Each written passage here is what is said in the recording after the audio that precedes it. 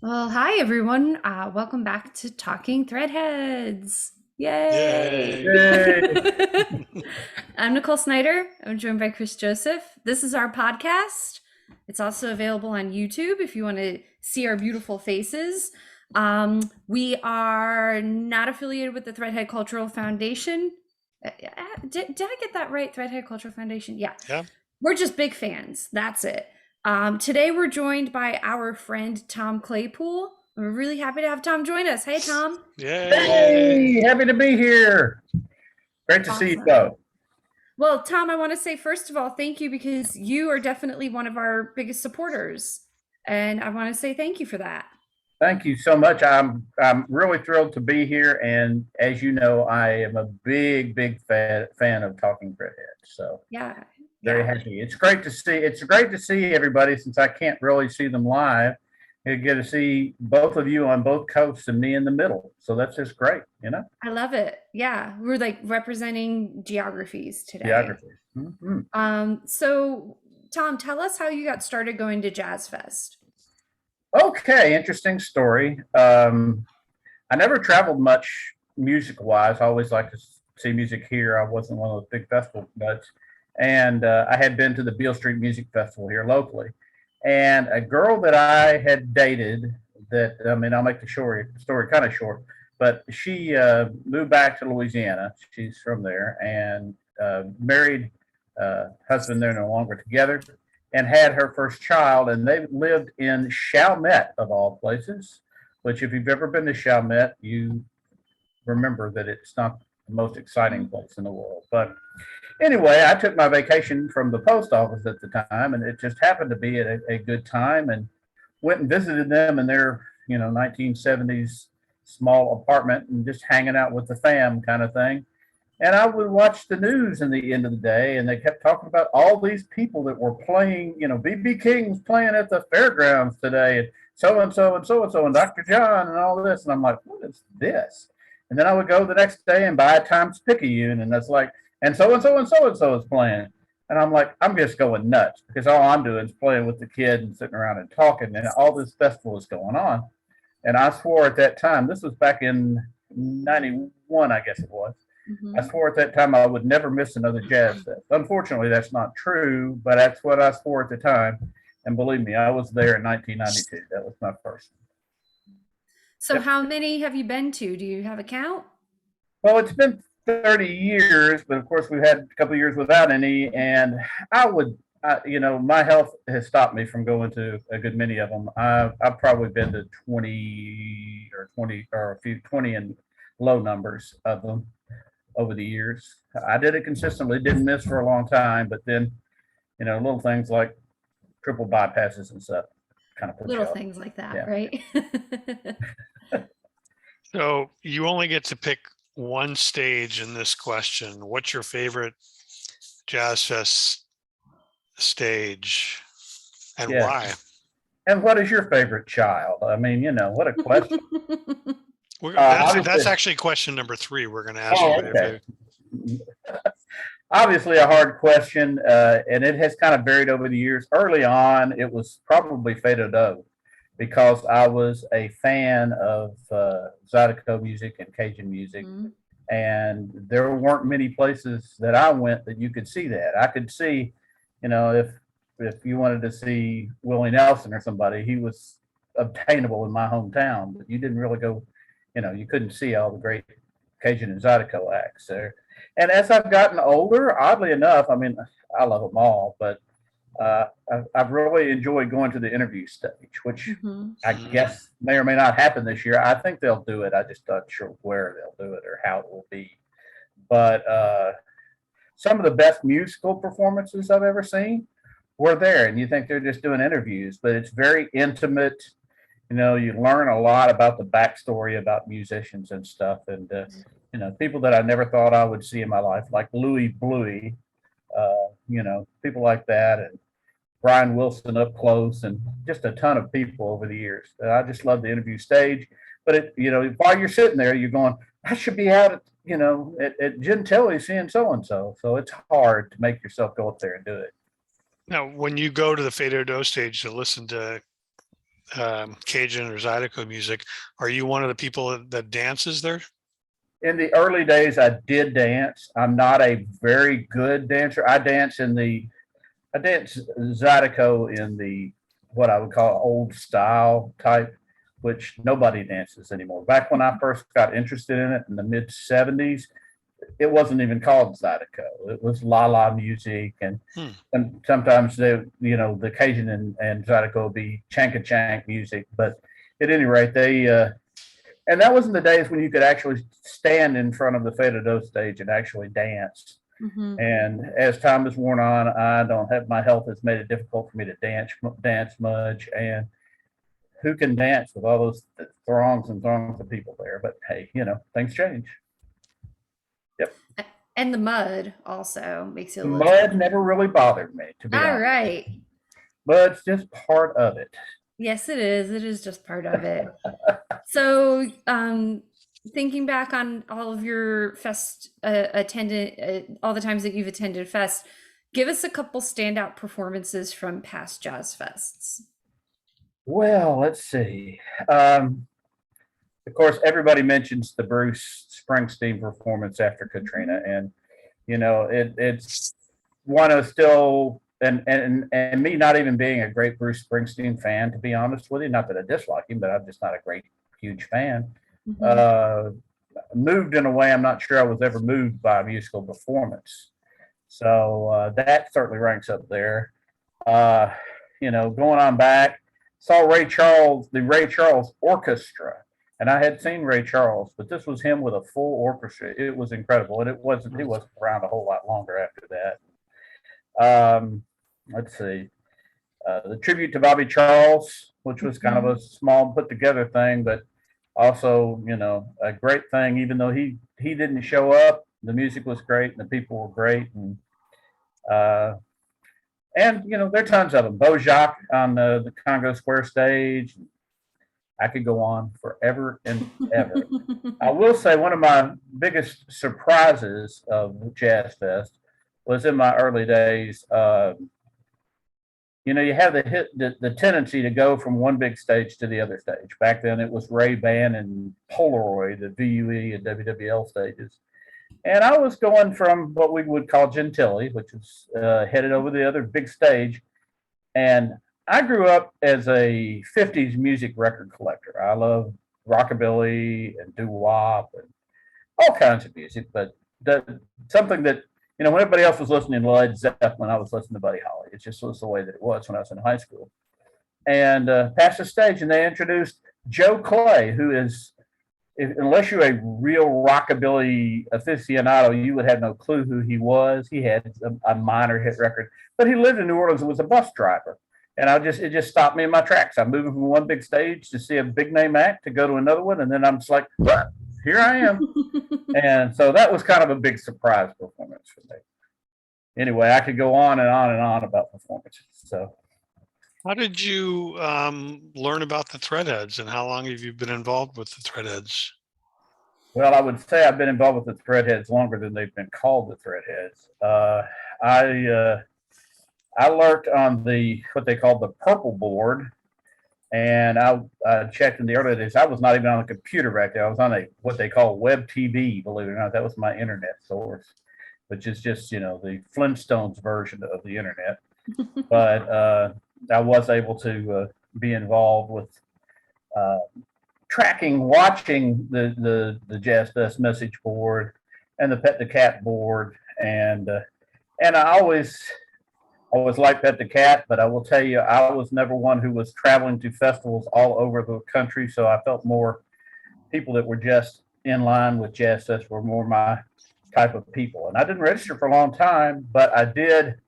You know how it is. One day somebody said something that I felt like I needed to comment to, so I registered and started, and I've been there all this time. I have no idea when that was, but it was a long time ago. I've been through a couple of boards since then.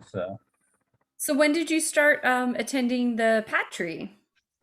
I think I actually attended the first real Patry.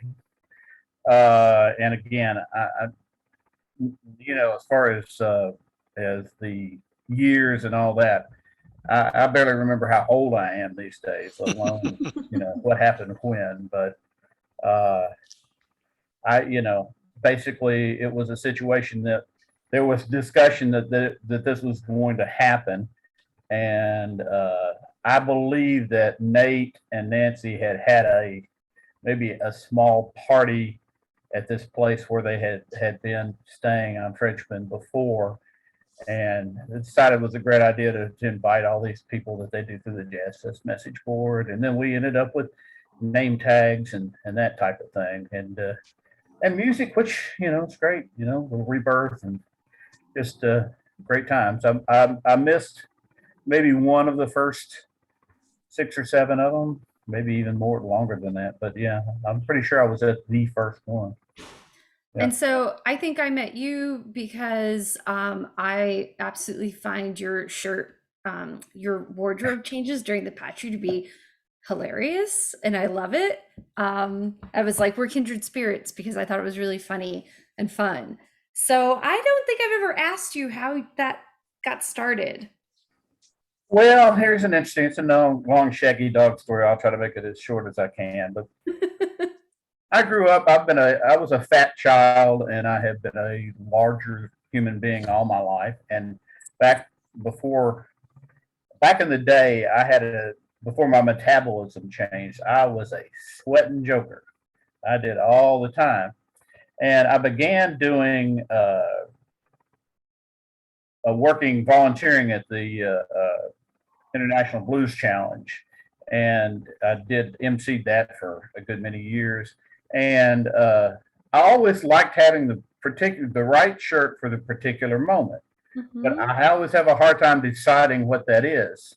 So one day I took like 2 or 3 shirts to this event, maybe even 4, and I got sweaty, and I took one off and put the other one on, and I went out on stage, and somebody said, "Oh man, you changed shirts," and I didn't think anybody would even notice it. So I don't think I did it much that year, but the next year I started. What about every time I go on the stage, I wear a different T-shirt and see if anybody notices. So I did that, and I really didn't think about doing that at the Patry, to be honest with you. But I think it kind of came about when, but I've always collected T-shirts. I've got tons of T-shirts. I don't have as many as I did have, but when Deb and Bud got married up on the moonwalk, I owned one of those really cheesy tuxedo T-shirts, black one with and I stopped at the party store and bought a plastic stovepipe hat. So I wore that to the wedding. And then, as chance would have it, since I basically almost always drive to New Orleans, I had my car parked right outside, and I didn't want to wear that, so I changed shirts, and then for some reason, either I spilled something on it or I decided that I didn't really like that shirt. I wanted to wear another one, so I went and switched shirts, and people would come. So I started doing that, and people would come out, introduce themselves. That's back before anybody knew who each other was. And so the same person would come up and introduce themselves to me 3 times. And also about that time, I had to give up drinking. When I became an insulin dependent diabetic, I decided that it's not a good idea to drink. I know people that drink and do it, but it's not a really good mixture. I allow myself a drink or 2 a year, and some years I don't even do that. But it also became something for me to do, because even at Jazzfest, I was a walker back in the day. I was constantly, I didn't want to miss anything that was happening at any stage, so I was constantly moving around the track and around the track. And I've never been a really good sit still person, so it was easier for me to go to the car and put on a new shirt and come back. And I know a lot of people.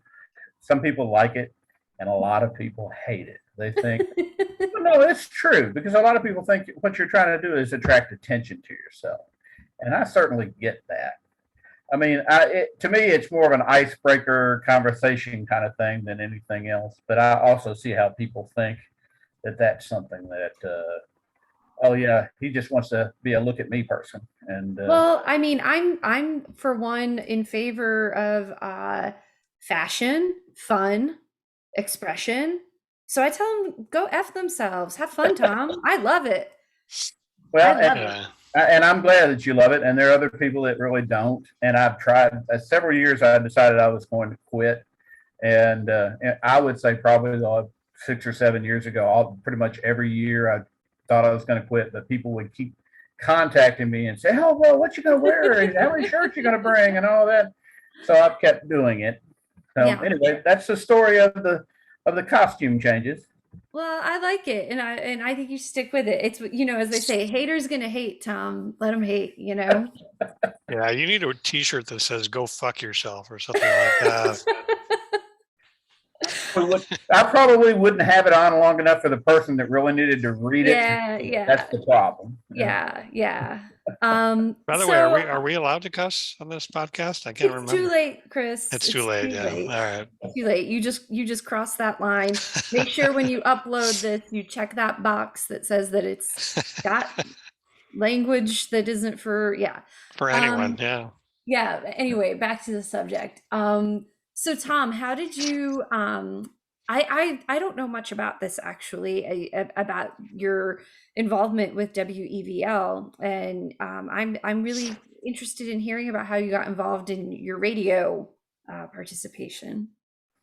Okay, well, that's a pretty simple. As you can imagine, as we've discussed, I've always been a fan of multiple genres of music, and I had a friend who I had known for many years who was the program director of WEVL.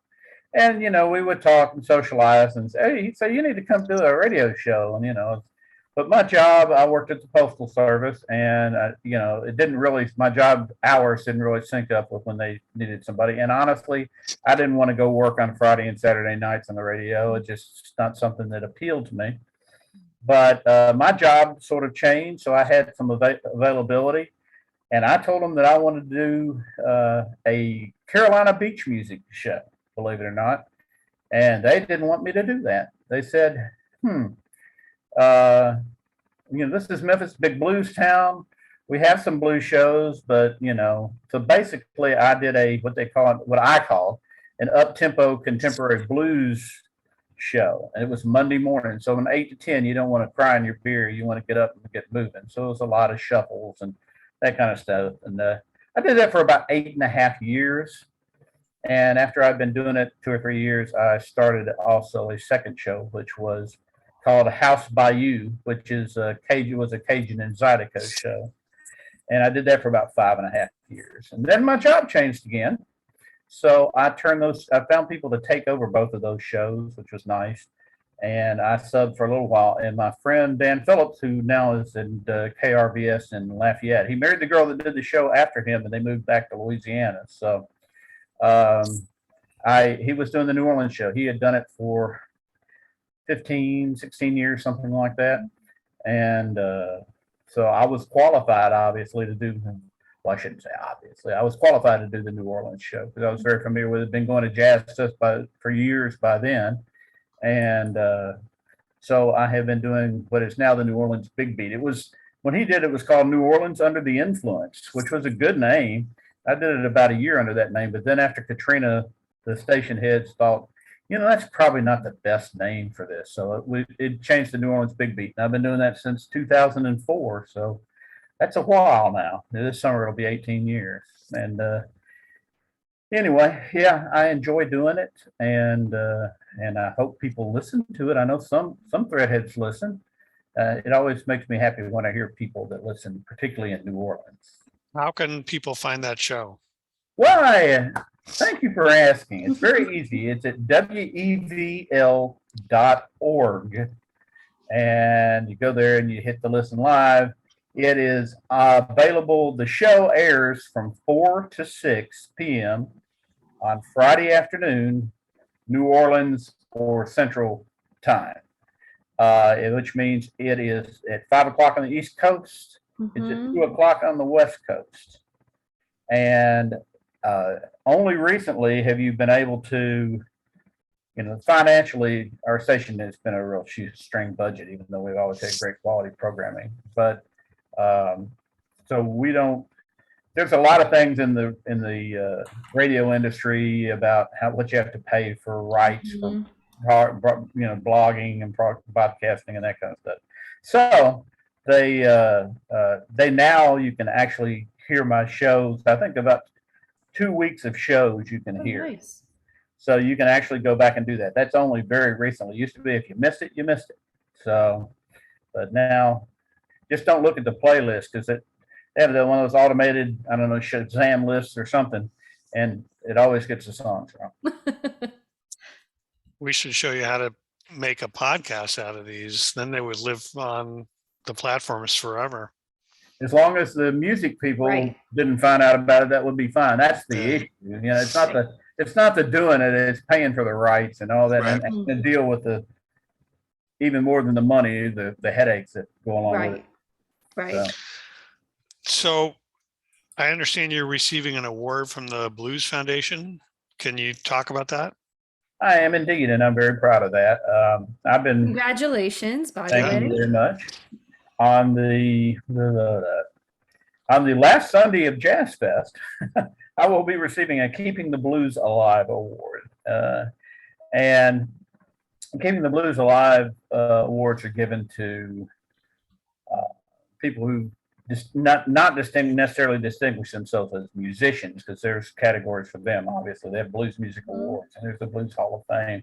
But for people who've done things like blues societies that have promoted the blues for years, and authors and photographers and record label people. And I have been volunteering for the Blues Foundation since 1994. And the International Blues Challenge is the main thing. I got involved with that because I was a member of the Beale Street Blues Society. And then, it's one of those things when you start doing things, they keep wanting you to come back and do them. And for a long time, it was basically one long day event in one venue. And I started as one of a rotating bunch of MCs, and I ended up MCing the finals for about, even when they moved to having different venues, I MC'd the finals for about 10 years. And then after that, I still ran venues and clubs. And eventually, the band thing was a little bit tough on me, so I moved into production and helped with that for a while. And now I'm back. They have a solo duo category, so I have been running a solo duo stage for the last, I don't know, few hundred years or whatever. And also, I volunteer at the Blues Music Awards, which were originally the Handy Awards when I started doing it, and I've been doing that since, I'm guessing again, year-wise, I think about 1997. I've been doing that. It's a lot of fun back in the old days. It's like a lot of things. In volunteer work, I start at the top and work my way down. I used to volunteer for the Beale Street Music Festival, and I emceed what they call a back porch stage. It was just a little bitty trailer thing, but I had people like Kev Moe and John Hammond and all these people on my little stage. You had to MC them. And then they decided to close the stage, so I moved to the blues tent, sweeping out trailers and cleaning bathrooms and stocking beer. That's worked my way down in the world of the Blues Music Awards. I used to work with Rufus Thomas, and I was I was the host handler. I would basically sit directly on the side of the stage with Rufus Thomas and Ruth Brown, and sit there and say, "All right, Mr. Thomas, when this video ends, you get up and read what it says in the teleprompter." And then he did, and I could watch the show, and people like Bonnie Raitt would walk over and talk to us because they talked to him, big friends, and met pretty much everybody in the blues world. And all the newer people in the blues, they're not as many quote unquote stars as there used to be, but still the vast majority of them are, the people that you want to see are usually at the Blues Music Awards, which is where I will be on the Thursday of Jazzfest. So anyway, I'm very honored. I've always liked volunteering, particularly for music events. I play a little music, but I've never been very good at it. And I've always enjoyed the music scene. So it's one way to stay involved in volunteering. I just, even though I don't drink, I still like to beer tend at the Patry. I always do that. So it's just nice to stay involved in things. And I like to say I love music, and I've been doing a lot of years. I don't know how much longer I'll be able to do it, but I'll keep doing it as long as I can. Well, I want to echo what Nicole said. Congratulations. Well-deserved award. Yeah, we're pretty excited for you. So awesome. It's just awesome that your time that you put in is being recognized, and it's just awesome to see that for you. So if I understand correctly, you will be unable to attend Jazzfest this year. I will. Unfortunately, there's a variety of things, and I will actually be, I shouldn't tell everybody on the internet this, but I will be near where Nicole is. My brother-in-law passed away last October, and we're having a memorial service in Chalfont, Pennsylvania. Oh, that's right. And that will be on the 23rd. But we are driving up and driving back, so it would have left me maybe a day or two to recuperate.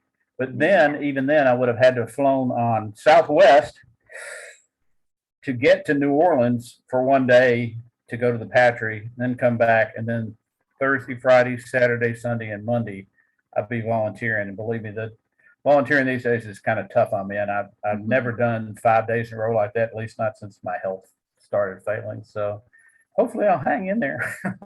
That's a lot. I'm tired just thinking about it. So I miss Fest. It's killing me because as you probably know, it's more important. I love Jazz Fest, but it's more important to me to be at the Patry than it is for me to be at the fest itself, especially after all these years of going to the fest.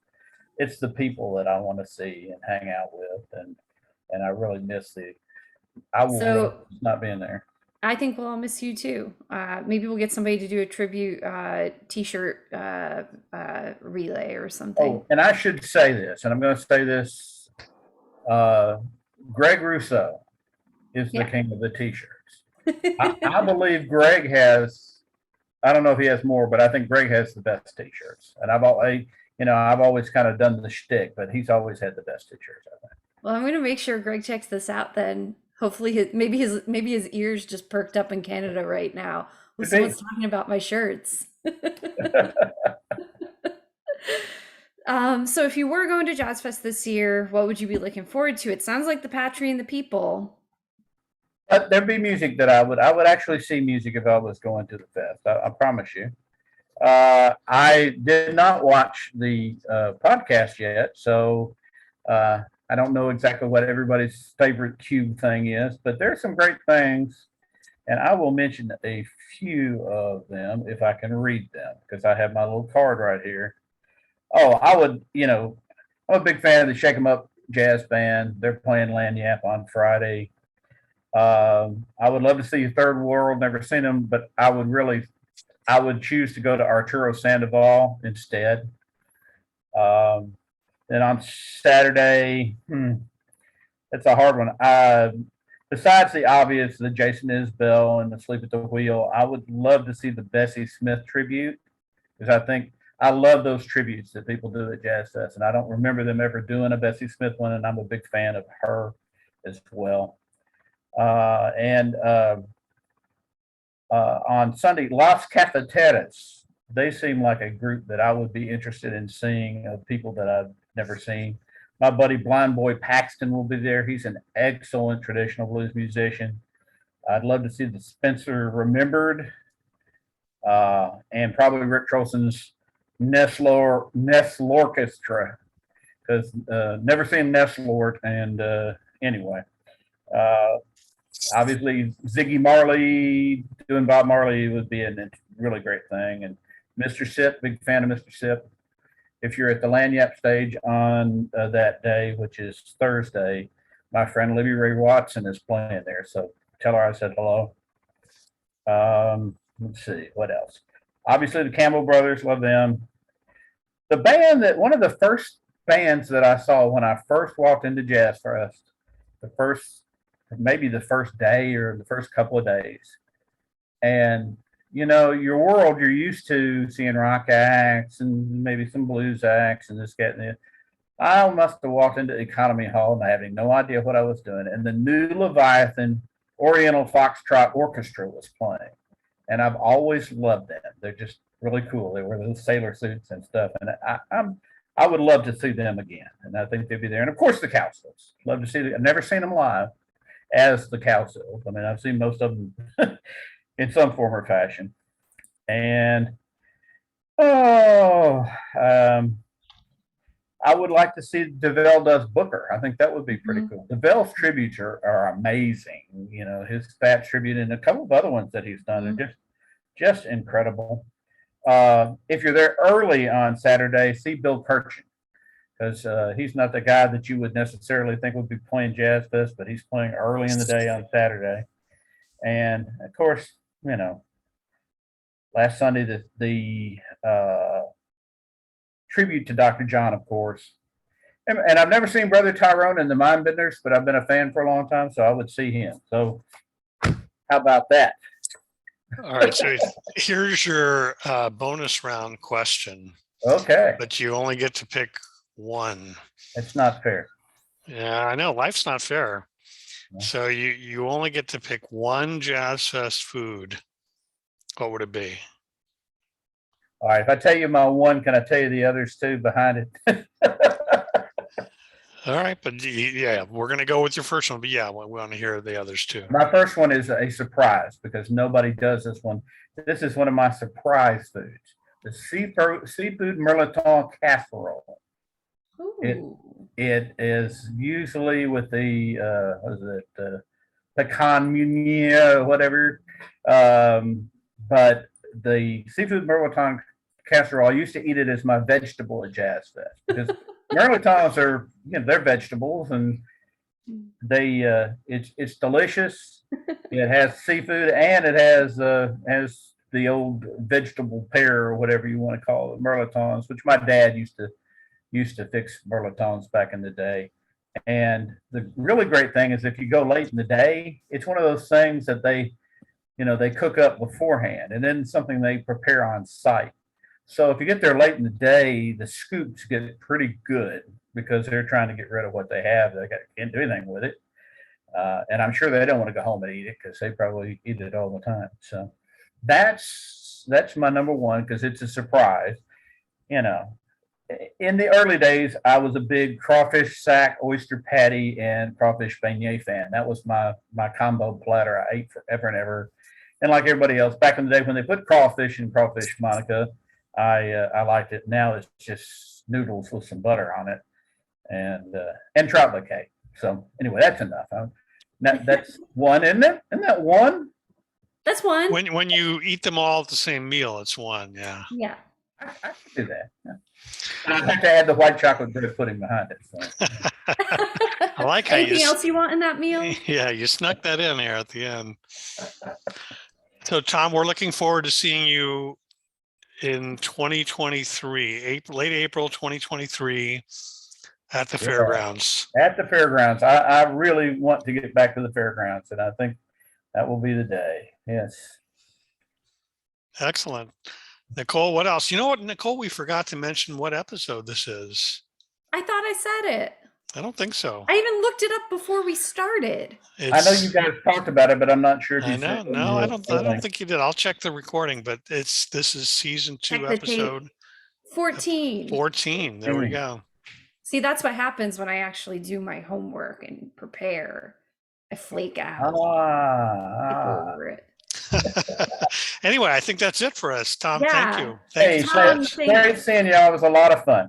Yeah, congratulations again. I think everyone's really excited for you. Enjoy every minute of your volunteering and enjoying your honor and all of that. Stay well.